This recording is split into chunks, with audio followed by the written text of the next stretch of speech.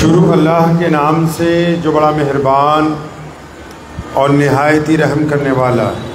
آواز ٹھیک نہیں ہے۔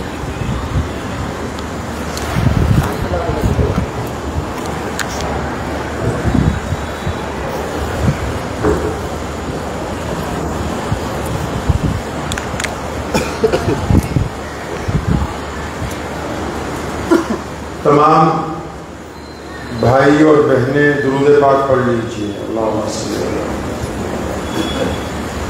وسلم۔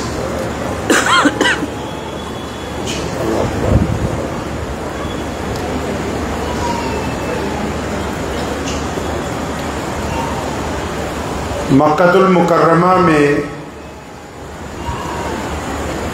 مسجد حرام کے قریب کسی محلے کے چوراہے پر بھیڑ اکٹھی ہے، اور اس بھیڑ کی توجہ کا مرکز ایک 80 سال کی بوڑھی عورت۔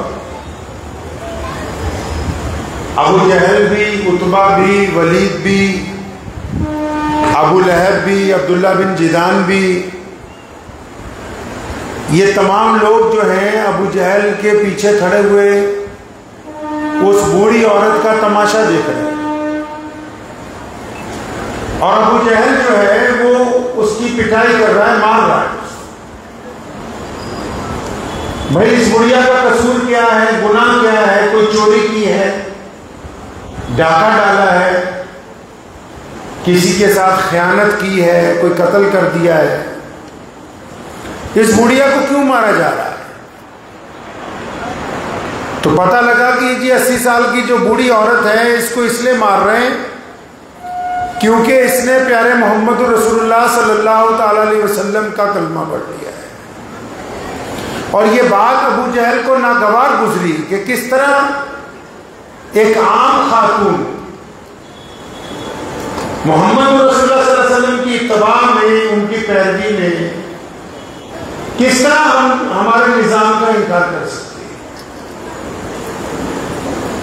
سیدنا سمیہ رضی اللہ تعالی عنہ جو 80 سال کی بوڑھی عورت ہیں، ان کو باندھا ہوا ہے، ابو جہل نے ان کا سر پکڑا، ایک پانی کے ڈول میں ڈالا اور اوپر اپنا ہاتھ رکھ لیا۔ جب کافی وقت گزر گیا اور اسے یقین ہوا کہ شاید اس کی جان نکل گئی ہوگی، تو جب سر سے ہاتھ اٹھایا تو اس عورت نے پانی میں سے سر نکال کے کہا اللہ الصمد،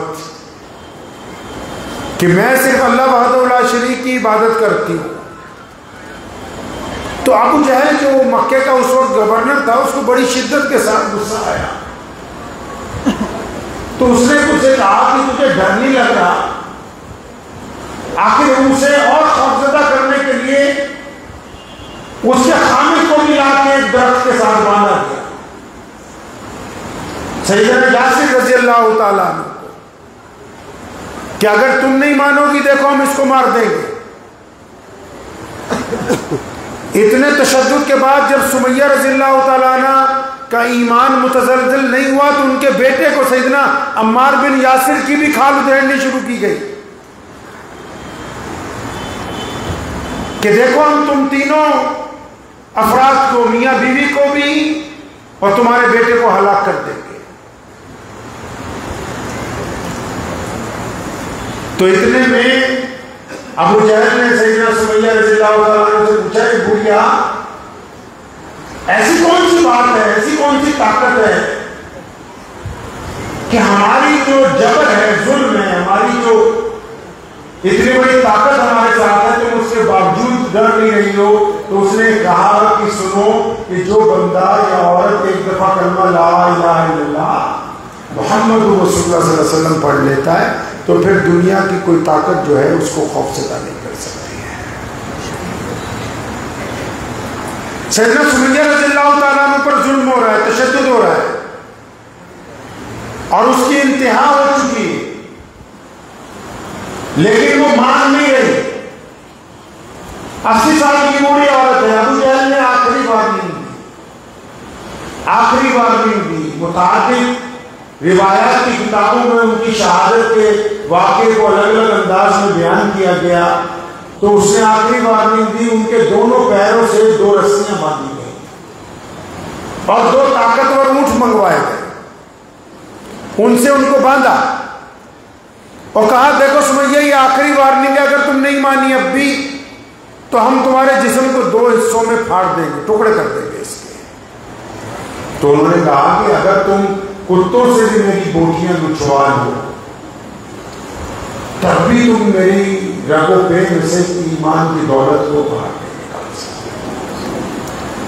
بہت کم لوگ شاید یہ جانتے ہیں کہ روئے زمین پر آج اسلام سب سے بڑا مذہب ہے اور دنیا کے 260 ملکوں میں خواہ اس کے اندر کتنے مسلک کیوں نہ موجود ہو، سب سے بڑا دین کائنات کا محمد رسول اللہ کا دین ہے۔ اس دین کے لیے بے شمار لوگوں نے قربانیاں دی ہیں، بے شمار لوگوں نے وقت لگایا، دولت لگایا، اپنا علم خرچ کیا، پیسہ لگایا، اپنے جسم کی قربانیاں دی ہیں، لیکن اس روئے زمین پر محمد رسول اللہ صلی اللہ علیہ وسلم کے دین کے لیے خون کا جو پہلا قطرہ زمین پر گیا اور پہلی شہادت اگر کسی نے دی ہے تو ملت اسلامیہ کی 80 سالہ بوڑھی بیٹی حضرت سمیہ رضی اللہ عنہا کی شہادت۔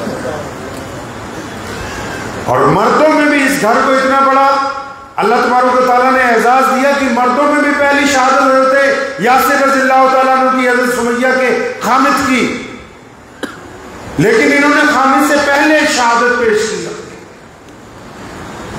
اور تشدد کی انتہا ہونے کے باوجود اپنے ایمان کا ایک نمونہ قیامت تک آنے والی خواتین کے سامنے وہ پیش کیا کہ دیکھو کہ آپ حالات کے مد نظر اپنے عقیدے کو تبدیل نہ کرنا۔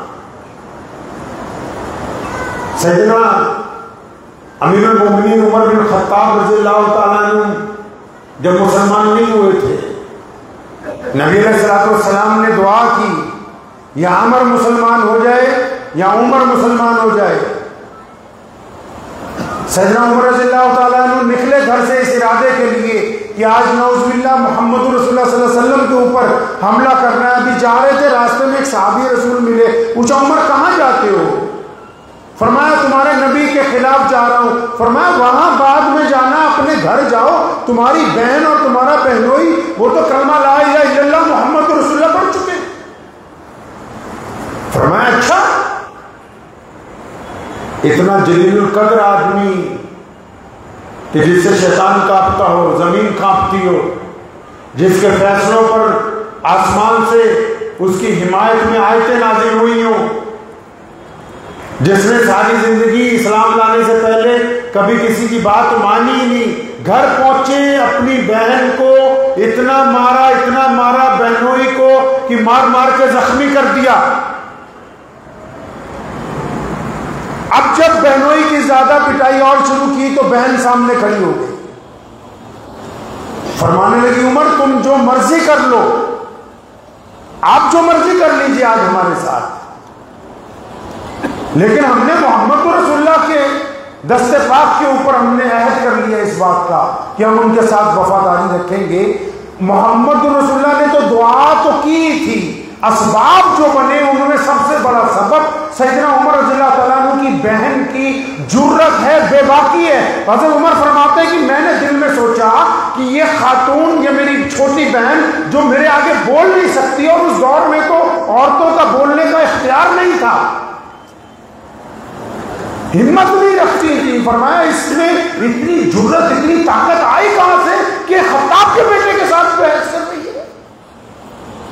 جب بہن نے جرت سے میرے سامنے اپنی بات رکھی تو فرماتے ہیں کہ میرا دل ایک دم پلٹ گیا کہ آخر وہ کون سی طاقت ہے، وہ کون سی بات ہے جس نے اس کو لمحوں میں اس قابل بنا دیا کہ یہ خطاب کے بیٹے کے سامنے کھڑی ہو کے گفتگو کر رہی ہے۔ سیدنا امیر المومنین عمر بن خطاب جیسا جلیل القدر شخص، 1,24,000 صحابہ ہیں، تمام کے تمام نبی علیہ الصلوۃ والسلام کے مرید ہیں، صرف عمر بن خطاب کی ذات محمد رسول اللہ صلی اللہ علیہ وسلم کی مراد ہے۔ سارے مرید ہیں یہ اکیلے، یہ مراد رسول صلی اللہ علیہ وسلم ہے۔ فرماتے ہیں کہ میرا تو ذہن ایک دم اپنی بہن کی جرت دیکھ کے، اس کی ہمت، استقامت، کہ یہاں تو عرب میں کسی خاتون کی جرت نہیں ہے، یہاں تو لوگ بیٹیوں کو زندہ ہوتے ہی دفنا دیتے ہیں، یہاں تو جب مرضی جس کا قتل کر دیا جائے کوئی روک نہیں سکتا۔ اس خاتون میں جو میری بہن ہے اتنی طاقت، اتنی ہمت، استقامت آئی کہاں سے؟ پتہ لگا یہ تو محمد رسول اللہ صلی اللہ علیہ وسلم کے ہاتھ پر جو بیعت کی ہے۔ فرمایا اچھا لاؤ مجھے بتاؤ کیا پڑھ رہے تھے؟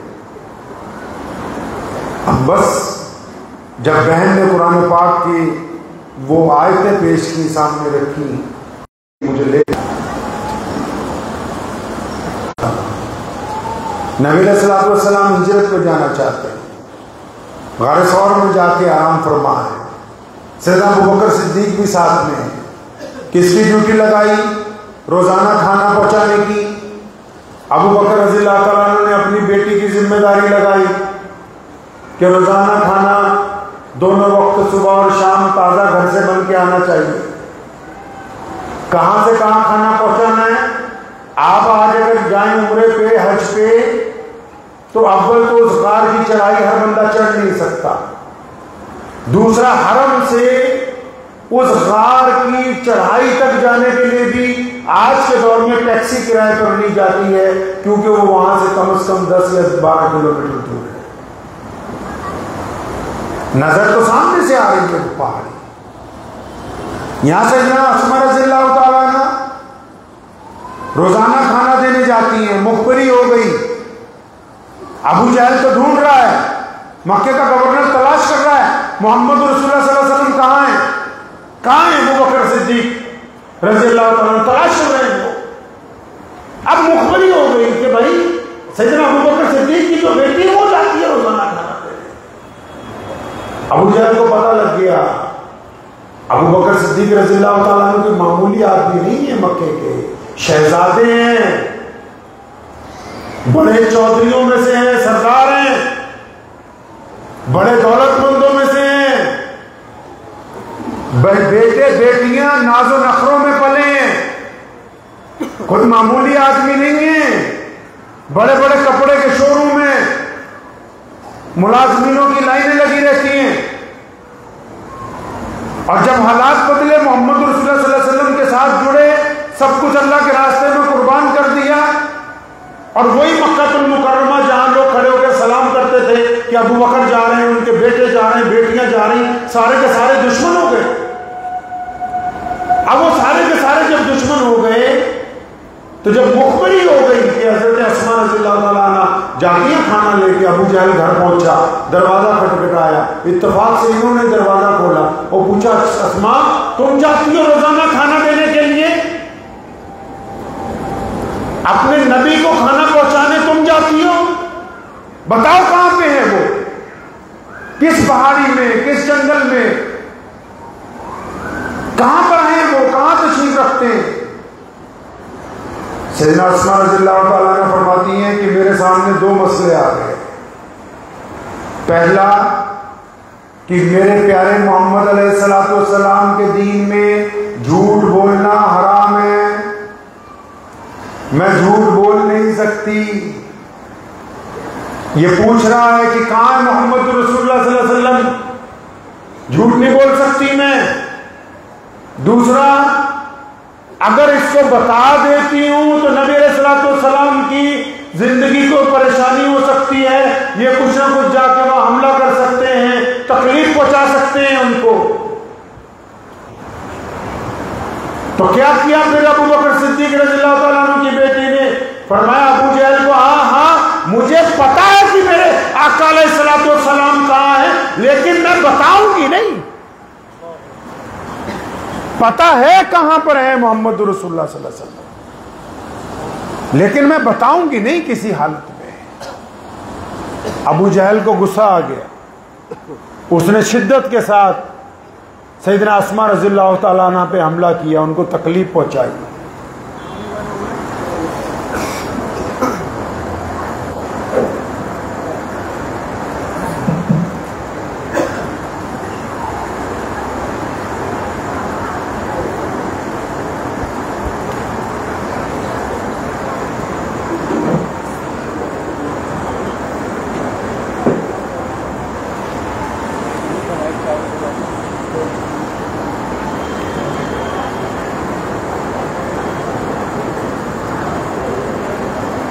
اچھا تو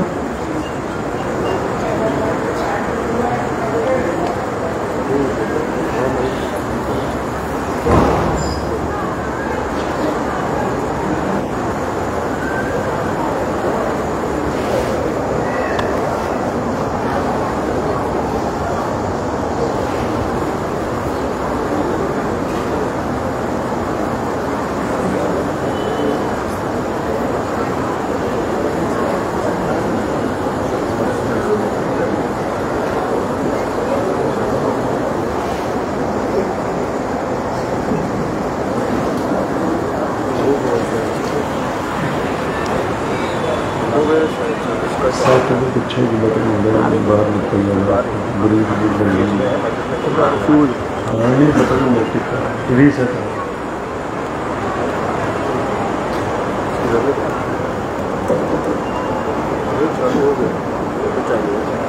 یہ تو چل ہی رہا بڑے والا بند ہو گیا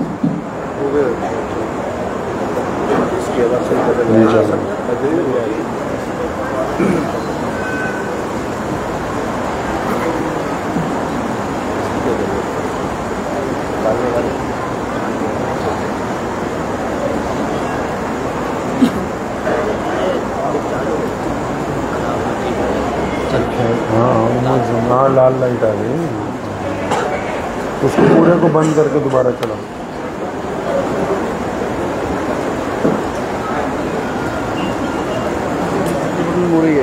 ہاں مورے ہی ہے وہی خراب ہو گیا یہ چل رہا ہے سب جگہ جانے سے